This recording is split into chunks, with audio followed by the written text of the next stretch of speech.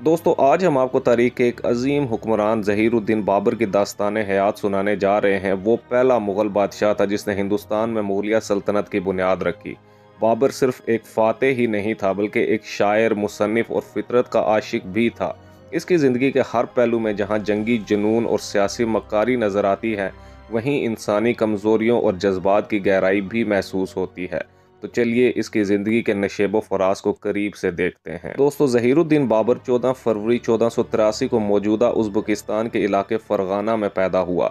इसका सिलसिला नसब दो अजीम फ़ातिहीन अमीर तैमूर और चंगेज़ खान से मिलता था। बाप उमर शेख मिर्ज़ा फ़रगाना का हुक्मरान था, लेकिन बाबर सिर्फ 11 साल की उम्र में यतीम हो गया। कम सनी में ही तख्त संभालना पड़ा और चचाओं और रिश्तेदारों की साजिशों का मुकाबला करना इसके लिए बड़ा इम्तिहान था। फ़रगाना, समरकंद जैसे इलाकों पर कब्जे की जदोजहद ने बाबर को बचपन से ही जंगी हिकमत अमली और सब्र सिखा दिया। दोस्तों बाबर ने 1494 में फ़रगाना की बाग दौड़ संभाली, लेकिन इसका तख्त हमेशा खतरे में रहा।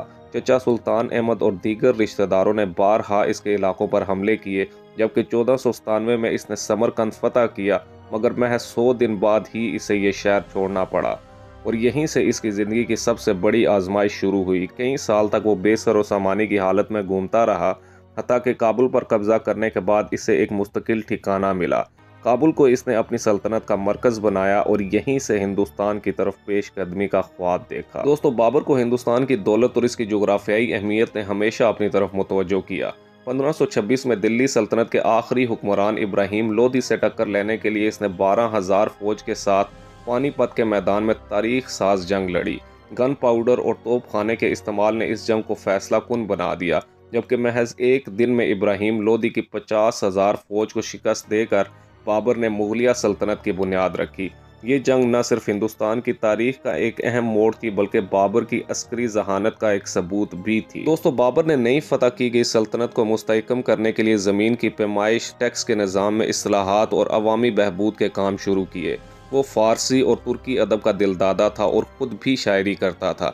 इसकी आप बीती बाबरनामा न सिर्फ तारीख़ी दस्तावेज़ है, बल्कि इसमें हिंदुस्तान की फितरत, फूलों के जायके और यहाँ के मौसमों की तफसीलात भी मिलती हैं। बाबर ने हमेशा बागात को तरजीह दी, जबकि आगरा में नूर अफशां बाग और लाहौर में इसके कायम करदा बागात इसकी फितरत और ज़ौक़ की अक्कासी करते हैं। दोस्तों बाबर की ज़िंदगी सिर्फ जंगों तक महदूद नहीं थी। वो एक शफीक बाप और ख़ानदानी इंसान था। इसके बेटे हुमायूं ने बाद में सल्तनत संभाली, जबकि बाबर को तबीयत की नज़ाकत और मुतअद्दिद बीमारियों ने हमेशा परेशान रखा।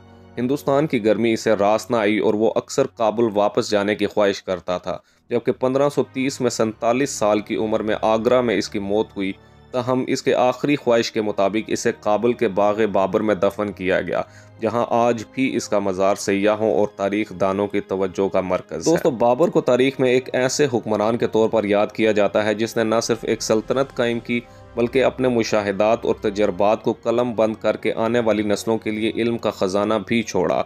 इसके बाद आने वाले मुग़ल बादशाहों, ख़ास तौर पर अकबर आज़म ने इसी बुनियाद पर हिंदुस्तान को दुनिया की अजीम सल्तनत बनाया। जबकि बाबर की ज़िंदगी का सबक ये है कि नाकामियाँ इंसान को कमज़ोर नहीं करती, बल्कि इसे मजबूत बनाती हैं। तो दोस्तों ये थी ज़हीरुद्दीन बाबर की कहानी, एक ऐसे फ़ाते की जो अपने ख्वाबों को हकीकत बनाने के लिए हज़ार मुश्किलात झेल गया। अगर आपको ये वीडियो पसंद आई हो तो चैनल को सब्सक्राइब करना और बेल आइकन दबाना मत भूलें।